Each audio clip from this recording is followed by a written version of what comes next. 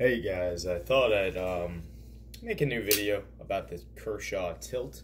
This is a knife that a lot of people don't. Here, let me adjust the lighting so it's a little bit less harsh. A lot of people in the knife community, at least these days, haven't been around long enough to remember when this knife came out. So, a little bit about this knife. It's a Kershaw tilt. It has a composite blade, vanax 75, along with 14C28N. It has a, what do you call that? It's carbon fiber. It's not contoured at all. It's just kind of like the stock factory finish that you'll get on carbon fiber. It also has a titanium frame lock with a wire EDM cut lock bar, preventing it from ever being overextended. It's a Wharncliffe. It's one of the only Wharncliffes I've ever owned. And this knife is fucking nuts. So, the way it breaks down, why is this knife so rarely seen? There are 500 of this configuration floating around, and then there are another 250 of the black DLC floating around, and then that's it. They only made that many, and then right afterward they discontinued production, and then this knife came out, which was the 0560. This one happens to be the 0560 CBCF, which is pretty much the pinnacle of 0560s. Actually, it is the pinnacle. It's the only variation they made of it. And that features, the same composite, carbon fiber, you know, all the bells and whistles that people were into back then and still are into today. Why was this such a big deal? This knife, I don't want to say it was this knife that did it, but this knife made ZT into the Kershaw and ZT. It's kind of like, forget everything I just said there, that last, couple sentences. For those of you who are into cars, let's see. So you'll see car companies release concept cars. These are like extravagant one-off cars that just show what the company is capable of. So a lot of times they don't even bring them to, actual production. It just ends up being a sketch or a CAD drawing or, SolidWorks, whatever they end up using. This was kind of a knife that proved that Kershaw, ZT, just Kai as a company overall, was fucking bringing it. Quality on this, to this day, I have not felt a ZT that is as smooth and as perfectly built as this. It really is exceptional. This was actually produced before, this was the first knife to have KVT, and they nailed it in this. No part of this is gritty. No part of it is, I don't know. Sometimes in an action, it got caught on the detent ball right there. Sometimes in an action, you go to close it, and there's, some inconsistencies, we'll call it. In this knife, they're non-existent. The whole knife is just executed extremely well. The blade is dead center. The carbon fiber is very nicely finished. It will show scratches, which is kind of unfortunate. The titanium is beautifully done. The pocket clip. This was one of the first pocket clips ZT did that, instead of being like a bent wire clip, it was machined from a little billet. What else can I say about this? So, if you look inside, I don't know if you'll be able to see it. It's right around here. They actually even machined tilt into the scale, into this side of the scale. Maybe I'll do a disassembly on this. But in my opinion, this was like the biggest flex that Kershaw has ever done. This is like I know that we're Kershaw and you can buy us at Walmart, but like, check this shit out. And I love the stuff that they do now.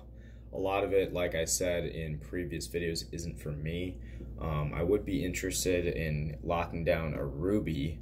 I think that would be really cool. For those of you who don't know, it's the 40th anniversary knife. It's all black titanium.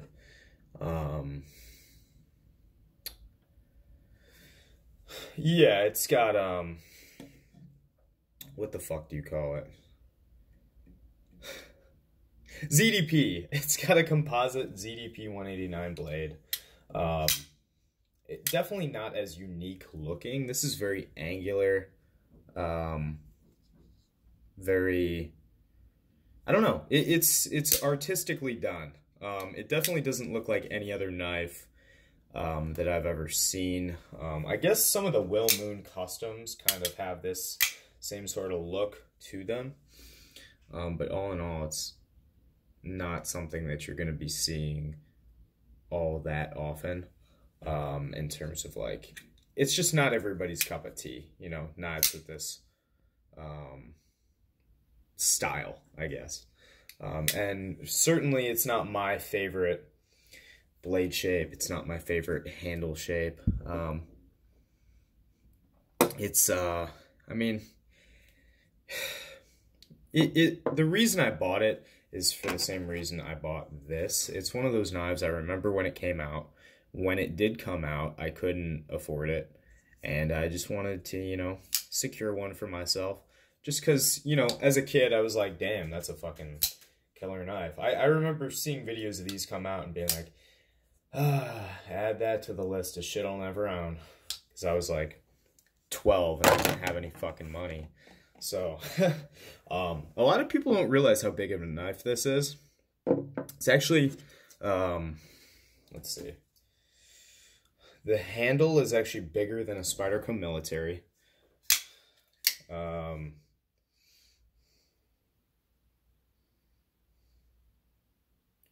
then it's just about the same size as the Military. So, I mean, I carry militaries often, so it's not really that big of a deal for me. This is a knife that, I don't know. I'll carry it from time to time, but I'm not putting my phone in the same pocket as this, you know. With a military, I'll throw my fucking keys in there. I don't give a shit. But with a knife that's this rare, you know, I got a good deal on this one. But Steve sent me a picture, Super Steel Steve that is, of someone selling one of these for, what was it, $1,100 on Blade Forms. And, I mean, people will pay it. I mean, trust me, people will pay that kind of money for this. I didn't pay near that. I don't know. Regardless, it's still a lot of money to have tied up into one knife, especially if you don't carry it that much. This knife looks like it would be super uncomfortable. It's actually very, very, very comfortable. So it's got like that big hump. It's almost like a Strider feel. The hump just kind of blends in with your hand. You don't really notice it. And the choked up grip, same goes. Same goes for the choked up. Ergonomically, I'd say this knife is pretty exceptional. I don't think a lot of guys are going to be using this super hard, so I wouldn't be too worried about it. The real reason I'm making this is just to kind of showcase it, just because a lot of people, you just don't see these too often. And, I don't know. It's by far one of my favorite knives to ever come out of Kershaw. I mean, if I could get my hands on one of those 777s, not the one with M390, talking about the real one, I would, but I don't feel like dropping $2,000 on a production knife. No, I probably would buy the M390 if it came down to it. What else can I say about this? Oh, it features a steel called vanax 75. I already mentioned that, but for those of you who don't know, it is a nitrogen-based steel. I believe it was developed for butcher knives in industrial slaughterhouses or something. I don't know. It is nitrogen-based. Not based. It contains a lot of nitrogen, I think around 4%. And then everything else is kind of, it's almost like a nitrogen version of S90V. It has 9% vanadium, just like S90V. Chromium, can't remember off the top of my head. If anybody wants to know, you can always look it up, or I could annotate it in the description, which I never use. But yeah, all in all, it's one of those knives. It's just so well done. And I'm waiting for Kershaw to do it again. Kershaw or ZT. I like the composite blade. I know it doesn't add performance to the knife, but it's another step that has to be taken, and you don't see it on every knife. It's kind of like a Kershaw only deal, or ZT only deal with these composite blades, and that's why I like them so much. Even though this knife came out first, you know, they had time to really hone in on the technology when they made this knife. This one's way better built. The screws, like the quality of them is way better. They do feature the same pivot, which is kind of weird. But I think they use the same pivot for everything.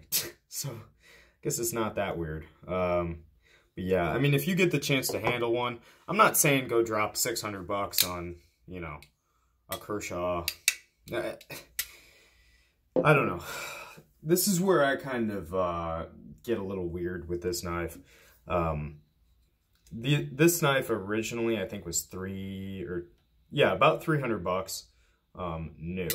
And now they're going for between $550 and $1,000 bucks. So it's one of those things.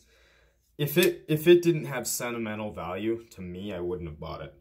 And if it doesn't have sentimental value to you, then you're probably gonna waste your money if you buy one.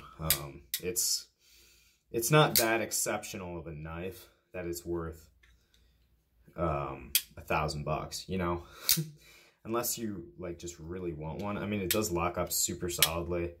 The sound, it doesn't sound like anything I've ever heard in my life. But this will forever be one of my favorite production knives. These are my probably top 3 favorite production knives of all time.